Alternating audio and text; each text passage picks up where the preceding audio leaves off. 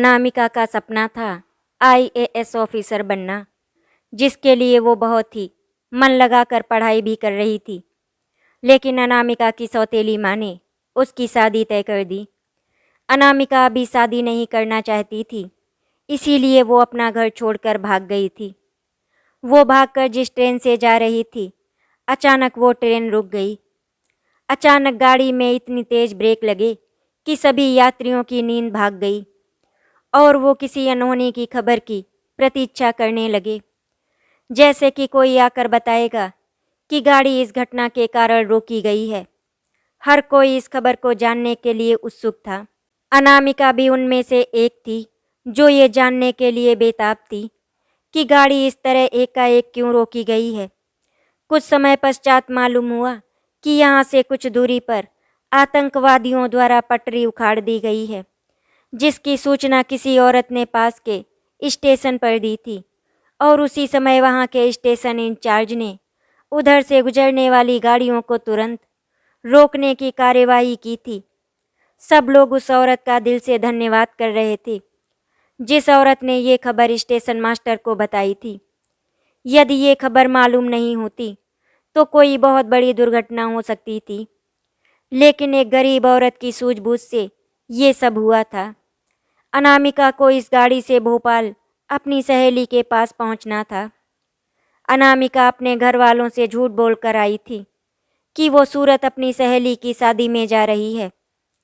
वो अपनी सहेली के पास किसी नौकरी की चाह से जा रही थी, लेकिन अब खबर सुनकर वो कुछ परेशान हो रही थी। कुछ समय बाद सूचना आई कि पास के स्टेशन से अब उसकी ट्रेन का इंतजाम किया जा रहा है, इसीलिए सभी यात्री अपना सामान लेकर स्टेशन पर पहुंच जाएं। अनामिका ने अनमने मन से अपना बैग उठाया और बड़बड़ाने लगी। ये सब आज ही होना था। वो धीरे धीरे चलकर पास के स्टेशन के बाहर एक चाय की टपरी पर बैठ गई। वो अपने को बहुत ठगा हुआ महसूस कर रही थी।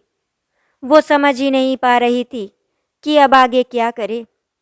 अनामिका वहाँ बैठकर लंबी लंबी सांसें लेने लगी और उसने अपने बैग से पानी की बोतल निकाली, लेकिन बोतल तो खाली थी। अब उसने वहाँ रखे हुए जग में से ही पानी पीकर चैन की सांस ली और चाय वाले अंकल को एक चाय बनाने को कहकर पास रखे लोकल अखबार को पढ़ने लगी। अखबार पढ़ते हुए उसकी नज़र एक आवश्यकता है के विज्ञापन पर रुक गई।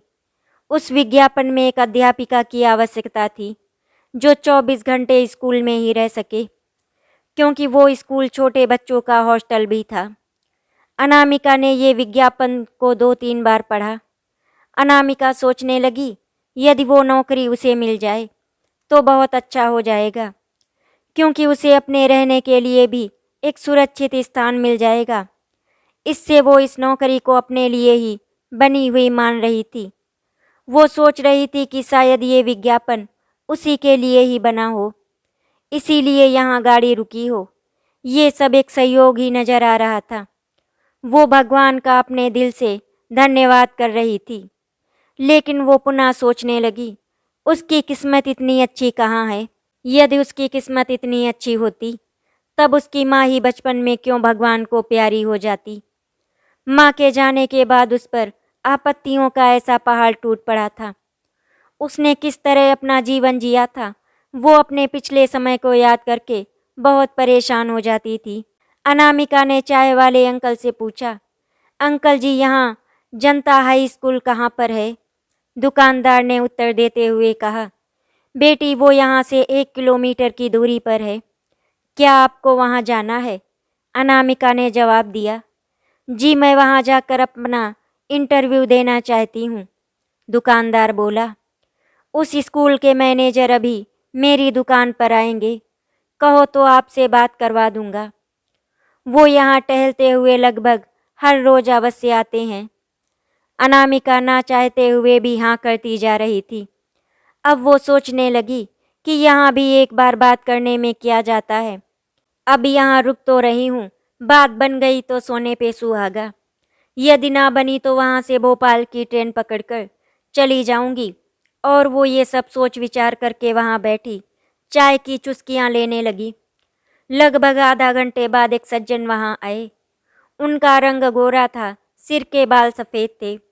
उनकी उम्र लगभग 55-60 के आसपास लग रही थी। उसने अनुमान लगाया कि शायद वही मैनेजर होंगे जिनके विषय में चाय वाला बता रहा था। चाय वाले दुकानदार ने अनामिका की ओर इशारा करके समझाया कि यही है स्कूल के मैनेजर मिस्टर राघव, आपको जो भी बात करनी है कर लो। अनामिका ने उनको नमस्कार कहकर अभिवादन किया और उस विज्ञापन की चर्चा करते हुए अपना परिचय दिया एवं अपनी योग्यता के विषय में विस्तार में बताया। वो यहाँ रहकर ये नौकरी कर सकती है, सब कुछ अनामिका ने उनको बताया। राघव जी बोले, कोई बात नहीं बेटा, आप 8 बजे ऑफिस में आकर मिलो, मैं वहीं पर रहूँगा। यहाँ बैठकर इस विषय पर बात करना ठीक नहीं है, ये सब बातें ऑफिस में बैठकर ही उचित रहेंगी। अब अनामिका का दिल कह रहा था कि ये नौकरी उसे अवश्य मिल सकती है। अनामिका को उनकी बातों से कुछ उम्मीद की किरण नजर आ रही थी, क्योंकि वो कह रहे थे कि अभी तक उनके पास कोई एप्लीकेशन नहीं आई है, क्योंकि कोई भी लड़की अकेली रात को रुकने को तैयार नहीं थी। अनामिका समय से पहले ही स्कूल में पहुंच गई। अनामिका अपने साथ सभी शैक्षणिक योग्यता के प्रमाण पत्र अपने साथ लाई थी, इसीलिए उसने एक पेपर पर अपना बायोडेटा भरकर वहां पर प्रस्तुत किया। अनामिका ने एक पेपर पर एक एप्लीकेशन लिखकर दी। मैनेजर राघव जी से उसकी पहले ही बात हो गई थी। समय पर उसको अंदर बुलाया गया और राघव जी ने पूछा कि तुम यहाँ तक कैसे पहुँची, तुम्हारा घर कहाँ है। अनामिका एक बार बहुत ही इमोशनल हो गई और बोली, सर मेरा घर है भी और नहीं भी। राघव जी ने पुनः पूछा, ये कैसी बात है कि घर है भी और नहीं भी। अनामिका अपने आंसू रोकती हुई बोली, सर मेरी कहानी कुछ इस तरह है। अनामिका ने अपनी कहानी उनको बताना शुरू किया। राम अवतार अपने माता पिता की इकलौती संतान थे, जिससे उनका पालन पोषण राजा महाराजाओं की तरह हुआ था। उनके घर में किसी प्रकार की कोई कमी नहीं थी। राम अवतार की शादी भी एक प्रतिष्ठित परिवार से हुई थी। राम अवतार की इकलौती बेटी थी जिसका नाम था अनामिका। अनामिका जब 4-5 वर्ष की रही होगी, उसी समय अचानक राम अवतार की पत्नी का स्वर्गवास हो गया। अब राम अवतार को अनामिका की केयर करने में बहुत परेशानी हो रही थी। राम अवतार को रिश्तेदारों ने समझाया कि आप अपनी दूसरी शादी क्यों नहीं कर लेते, जिससे आपकी बेटी को माँ मिल जाएगी और आपको पत्नी मिल जाएगी। राम अवतार दूसरी शादी करने से डर रहे थे कि न जाने दूसरी पत्नी कैसी होगी, वो अनामिका की केयर कर सकेगी अथवा नहीं। वो अपनी बेटी के लिए सौतेली माँ लाने से डर रहे थे। उनका डरना भी जायज़ था, क्योंकि आज तक उन्होंने सौतेली माँ की जितनी कहानी पढ़ी, उन सब में सौतेली माँ ने सौतेली संतान के साथ बुरा व्यवहार ही किया। हमारा इतिहास भी ऐसी कहानियों से अछूता नहीं रहा। इन सब कारणों से राम अवतार को दूसरी शादी करने से डर लग रहा था। वो ये भी जानते थे कि पत्नी चाहे पहली हो अथवा दूसरी, वो अपना अधिकार तो जमाना ही चाहती है। राम अवतार को सभी रिश्तेदारों ने समझाया कि अनामिका को इस समय एक माँ की ज़रूरत है, क्योंकि तुम बाहर से कमाने अपनी ड्यूटी पर कैसे जाओगे। राम अवतार ने सभी की सलाह मानकर शादी तो कर ली, लेकिन वही हुआ जिसका उनको डर था। वैसे भी कहते हैं कि मनुष्य की जिंदगी में जो होना होता है, उसको उस घटना का आभास पहले हो जाता है। राम अवतार की बेटी के साथ भी वही हुआ। राम अवतार रोज रोज की बातों से तंग आ चुके थे। कभी कभी तो उनका मन इस जिंदगी से छुटकारा पाने को करता था और वो सोचते थे कि मैं आत्महत्या कर लूं, परंतु अनामिका का ध्यान आते ही वो ये सब कुछ भूल जाते थे। राम अवतार की दूसरी पत्नी का नाम पल्लवी था। पल्लवी ने राम अवतार की सभी वस्तुओं पर अपना अधिकार कर लिया था। पल्लवी की मर्जी के बिना घर में कोई कुछ नहीं कर सकता था। वो बाप व बेटी दोनों को अपने इशारों पर नचाती रहती थी। राम अवतार भी रोज रोज की इस परेशानी से तंग आ चुके थे। पल्लवी जब चाहे रूठ कर बैठ जाती, घर में खाना नहीं बनता। आखिर में राम अवतार को खाना बाजार से मंगाना पड़ता। यहाँ तक कि राम अवतार के बैंक खातों के पासवर्ड भी पल्लवी की ही कस्टडी में थे। वो दोनों बाप बेटी को अपनी उंगलियों पर नचाती थी। पल्लवी जब चाहती बैंक के पासवर्ड बदल देती, यहाँ तक कि उसने मोबाइल नंबर भी अपना दे रखा था। अब राम अवतार लाचार होकर रह गए थे। अनामिका ने किसी तरह बीएससी पास कर ली थी। अब वो आगे एमएससी करना चाहती थी, परंतु पल्लवी ने साफ शब्द में मना कर दिया। अनामिका पढ़कर अपने पैरों पर खड़ी होना चाहती थी, लेकिन पल्लवी ने उसकी पढ़ाई पर पूर्ण विराम लगा दिया था। वो घर का सारा काम अनामिका से ही करवाने लगी थी। इस तरह पल्लवी ने सौतेलेपन का पूरा प्रदर्शन कर दिया था। अब पल्लवी भी सब समझ गई थी कि बाप बेटी दोनों उसके पिंजरे में कैद हो चुके हैं। पल्लवी अब अनामिका की शादी ऐसी जगह करना चाहती थी जहां कुछ भी खर्चा ना हो। इसके लिए उसने एक लड़का भी देखकर राम अवतार पर शादी का दबाव बनाने लगी। राम अवतार जानते थे कि यदि उन्होंने पल्लवी की बात मान ली और अनामिका की शादी कर दी, तब उसकी जिंदगी नरक बनकर रह जाएगी। जब इसकी खबर अनामिका को चली तो उसने ये घर छोड़कर अपनी सहेली के पास जाने का प्रोग्राम बना डाला। वो अभी शादी ब्याह के चक्कर में नहीं फंसना चाहती थी। उसने इस सौतेली माँ के पिंजरे से आज़ाद होने का मन बना लिया था। इसीलिए उसने भोपाल में रह रही अपनी सहेली के पास जाने का प्रोग्राम बना लिया। अनामिका ने इसकी खबर किसी को नहीं लगने दी और उसने अपने पापा को बहाना कर दिया कि वो अपनी सहेली की शादी में जा रही है। इस तरह वो अपने घर से भाग आई। अनामिका की दुखद कहानी सुनकर राघव जी का मन भी दुखी हो गया। वो अनामिका को समझाने की कोशिश करने लगे, लेकिन वो सोचने लगे कि एक बाप अचानक इतना कैसे बदल गया। उसने दूसरी पत्नी पर प्रतिबंध क्यों नहीं लगाया? क्या इसमें कोई अनामिका की भी भूल थी? लेकिन वो इस तरह की बात करके उसके दिल को और दुखाना नहीं चाहते थे। वो ये भी समझते थे कि ताली दोनों हाथों से ही बजती है। इसमें वो अधिक गलती अनामिका के पिता की ही मान रहे थे। एक पिता ने अपनी बेटी के दुख दर्द को क्यों नहीं देखा? एक पिता पत्नी के कारण अपनी पहली पत्नी की संतान को कैसे भूल गया? पिता का फर्ज तो ये था कि उसे उन दोनों के बीच में सामंजस्य बिठाकर इस झगड़े को समाप्त करना चाहिए था। एक पिता अपने फर्ज को कैसे भूल गया कि वो परिवार का मुखिया था? तो फिर उसने मुखिया का फर्ज क्यों नहीं अदा किया? राघव जी बोले, अनामिका, तुमने सही समय पर सही फैसला लिया है। तुमने जो फैसला लिया है वो तुम्हारे गुनहगार पिता के साथ ठीक है। घर की सारी जिम्मेदारी सौतेली माँ को नहीं मिलनी चाहिए। वो इतना कैसे बदल गए? बेटी के साथ क्या हो रहा है वो इस सब को कैसे अनदेखा करते रहे? वो घर के मुखिया थे, उनको इन सब पर एक्शन लेना चाहिए था। लेकिन उन पर पत्नी ने अपना अधिकार कैसे जमा लिया?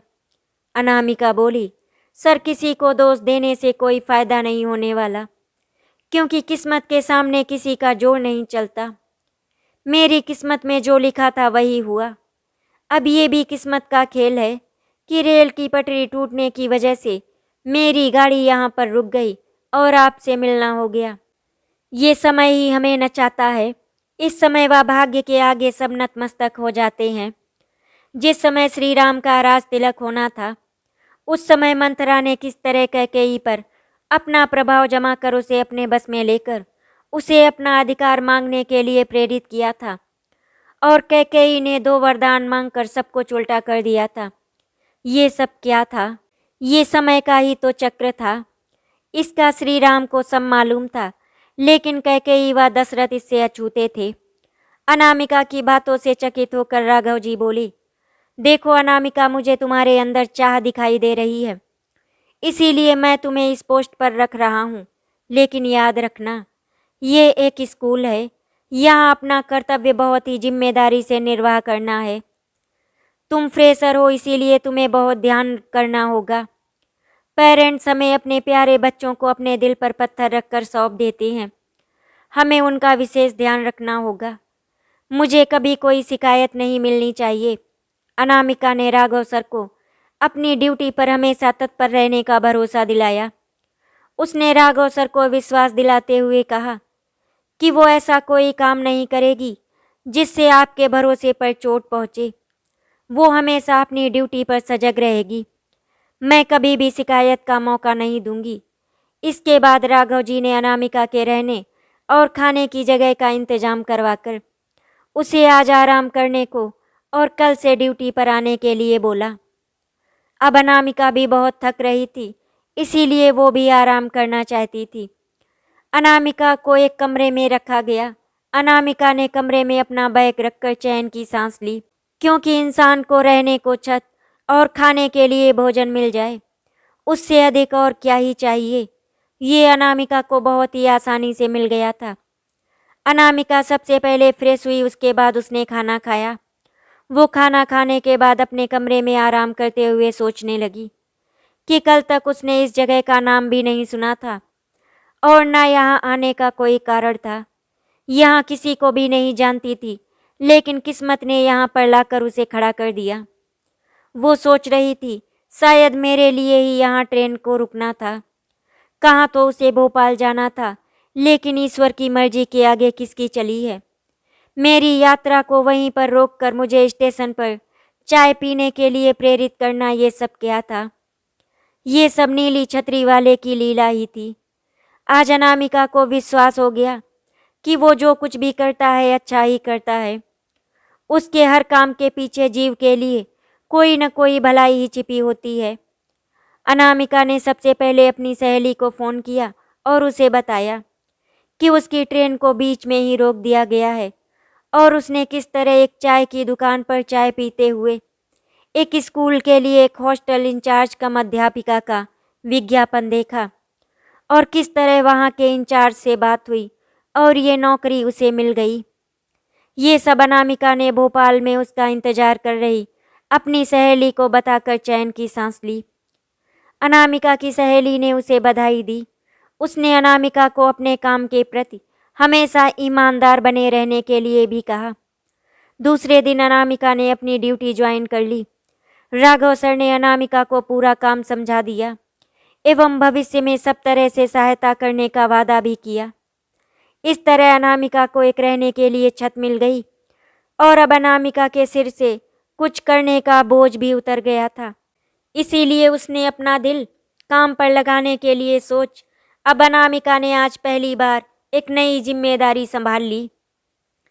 इससे पहले उसने इस तरह की जिम्मेदारी का काम नहीं किया था।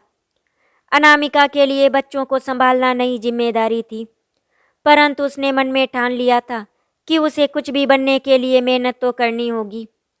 ईश्वर ने उसे मौका दिया है क्योंकि वो जानती थी यहाँ रहकर वो कुछ बन सकती है, यहाँ उसको भविष्य में कुछ करने का मौका भी मिल सकता है। बच्चों के साथ उसका समय भी अच्छा पास होता रहेगा। वो अब रोज की खटपट से भी दूर थी। अब सौतेली माँ की बिना बात की डांट भी खाने के लिए नहीं मिलेगी। उसने अपनी पढ़ाई को भी जारी रखने का फैसला कर लिया। अनामिका ने अब तक अपना मोबाइल स्विच ऑफ कर रखा था। अब उसने अपने पापा को अपनी कुशलता की सूचना देना आवश्यक समझा, इसीलिए उसने अपना स्विच ऑफ किया हुआ फ़ोन ऑन किया।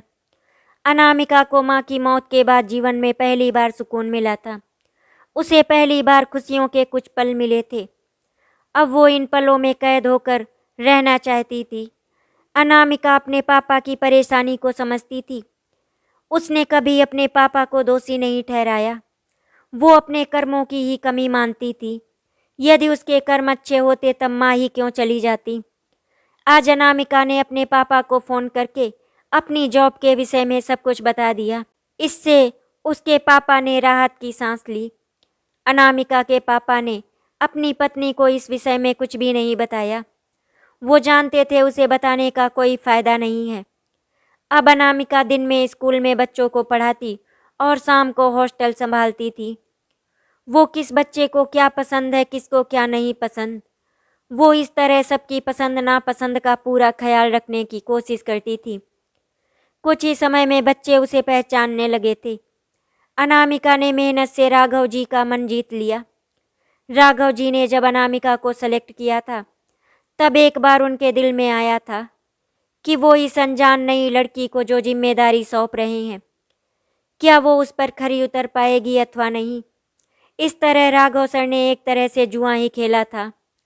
वो अनामिका से पहली बार ही मिले थे, परंतु अब उनको अपनी पसंद पर खुशी हो रही थी, क्योंकि सब बच्चे अनामिका से बहुत खुश थे। अनामिका ने अपनी मेहनत व काम से सभी स्टाफ के सदस्यों को खुश कर दिया था।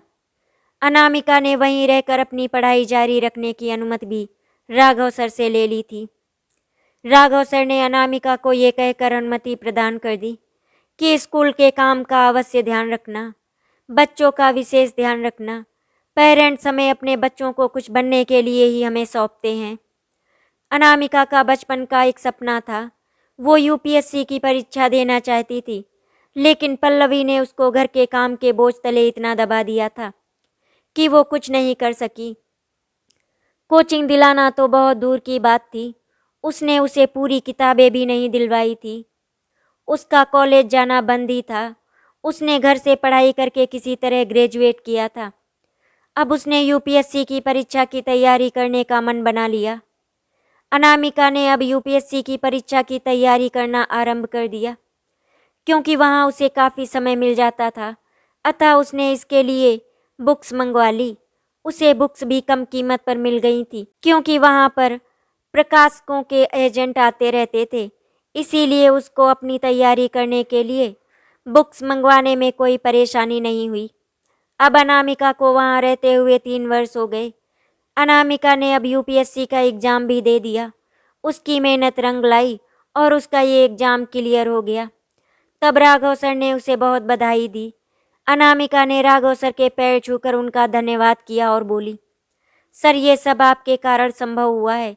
यदि आप मेरी सहायता नहीं करते तब मैं यहाँ तक कैसे पहुँच सकती थी। आपने मुझे यहाँ रहने की जगह दी, जिससे मुझे ये अवसर मिल सका।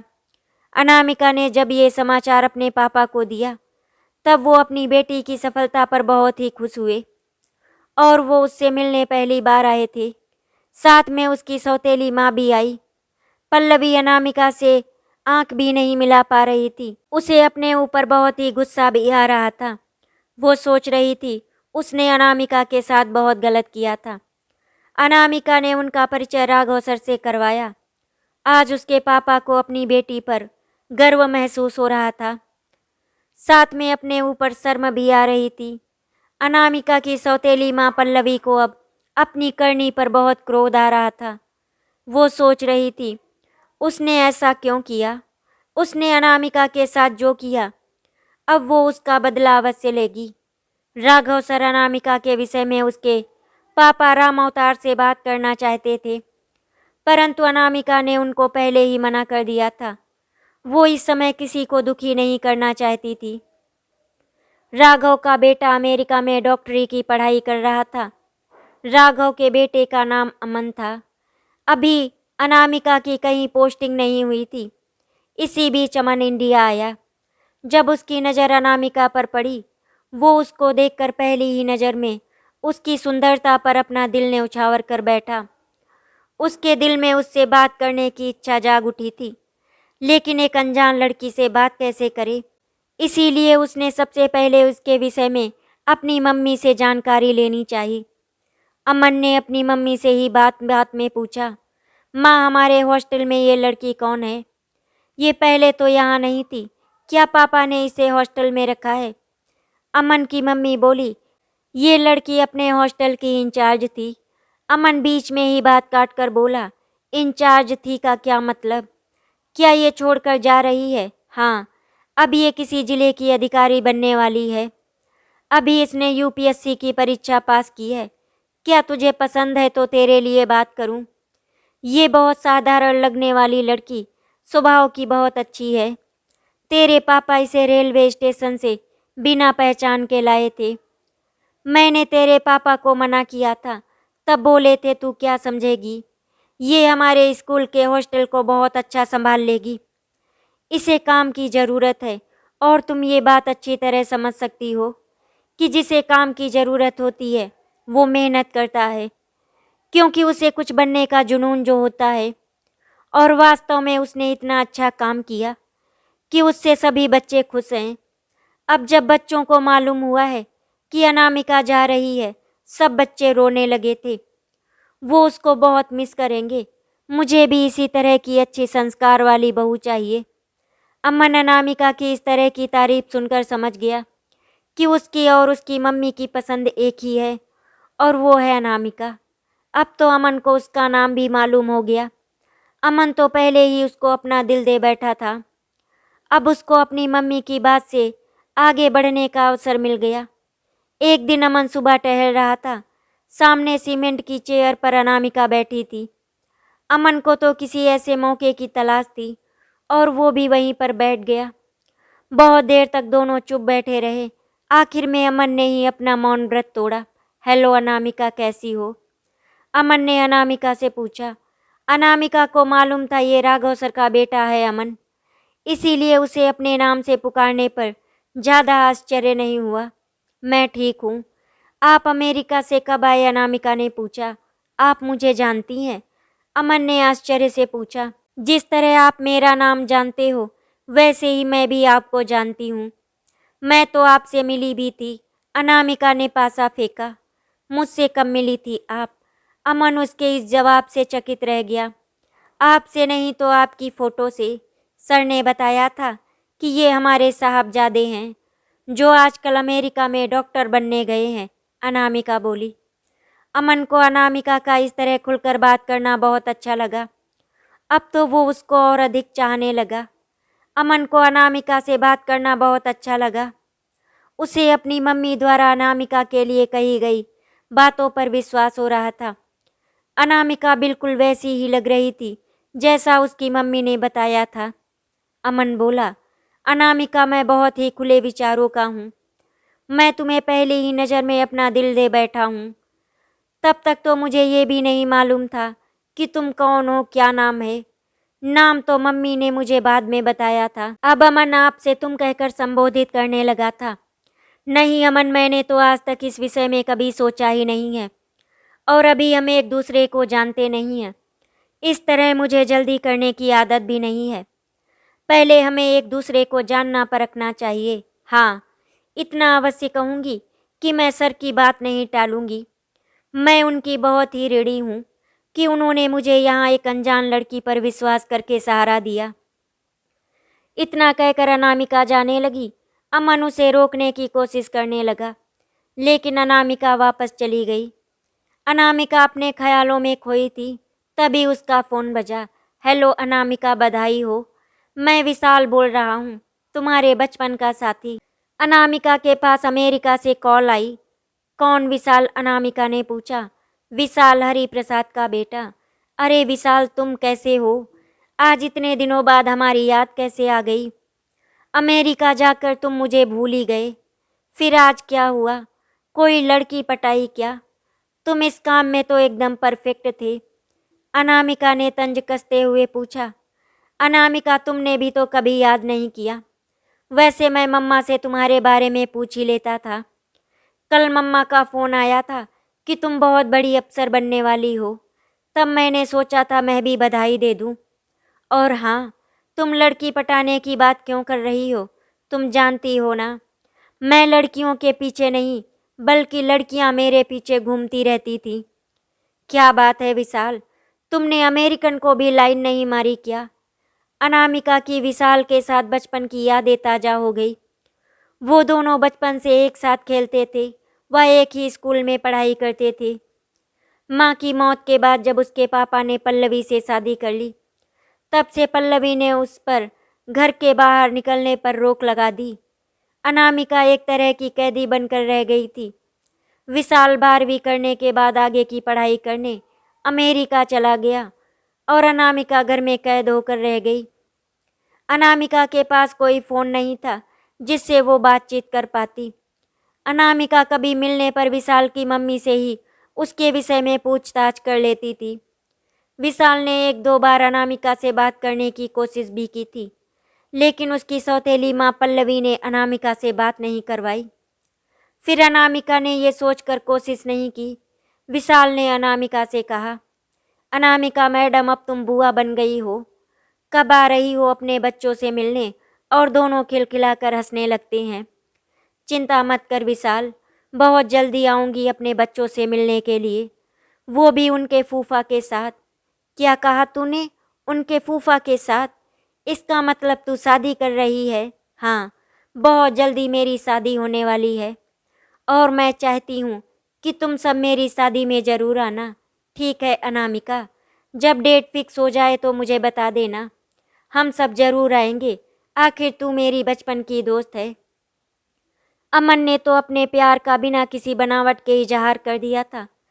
अनामिका सोचने लगी, अगर राघव सर ने मेरा हाथ अपने बेटे अमन की खुशी के लिए मांग लिया, तब वो खुशी खुशी इस शादी के लिए हाँ कर देगी। वो उनके एहसान का बदला इसी तरह चुकाएगी। और वैसे भी अमन बहुत अच्छा लड़का है, उसको मना करने का कोई सवाल ही नहीं उठता। अमन ने अपने मम्मी पापा को अनामिका के बारे में सब कुछ बता दिया था कि वो अनामिका को बहुत ही ज़्यादा पसंद करता है और वो उसी से शादी करना चाहता है। अमन की बात सुनकर राघव जी मुस्कुराने लगे, क्योंकि उन्हें भी अनामिका बहुत ही पसंद थी। अगले दिन राघव जी अनामिका के पास गए और बोले, अनामिका तुम मेरे पूरे परिवार से मिल चुकी हो और फिर यहाँ पर रहते हुए तुम्हें इतना समय हो गया। क्या तुम मेरी बहू बनना पसंद करोगी? अगर तुम्हारी ज़िंदगी में कोई और है तो मुझे कोई ऐतराज़ नहीं है। तुम बिना किसी डर के मना कर सकती हो। अमन से शादी करने का तुम्हारे ऊपर कोई दबाव नहीं है। मैं चाहता हूँ तुम इस रिश्ते के लिए खुशी खुशी हाँ करो। अब बताओ, क्या तुम मेरे बेटे अमन से शादी करने के लिए तैयार हो? अमन गेट के बाहर खड़ा हुआ था। उसकी धड़कन तेज हो गई थी। वो मन ही मन में सोच रहा था कि पता नहीं अनामिका क्या कहेगी। लेकिन अनामिका ने हाँ में सिर हिला दिया। अमन और राघव जी की खुशियों का ठिकाना नहीं था। फिर ठीक है अनामिका, अब तुम मेरे बेटे की दुल्हन बनने के लिए तैयार हो जाओ। तुम अपनी शादी में अपने मम्मी पापा को बुलाना चाहती हो या नहीं? तो अनामिका ने कहा कि हाँ, वो अपने मम्मी पापा को इस शादी में बुलाना चाहती है। सौतेली ही सही, लेकिन माँ तो है ना। इस तरह से अनामिका और अमन की शादी धूमधाम से संपन्न हो जाती है। विशाल अपनी पत्नी और बच्चों के साथ अनामिका की शादी में शामिल होने के लिए आया था, जिसकी वजह से अनामिका की खुशियाँ दोगुनी हो गई थी। आशा करती हूँ आपको हमारी कहानी अच्छी लगी होगी। अगर आपको हमारी कहानी अच्छी लगी तो वीडियो को लाइक एंड शेयर करें, चैनल को सब्सक्राइब करें। वीडियो देखने के लिए आपका धन्यवाद।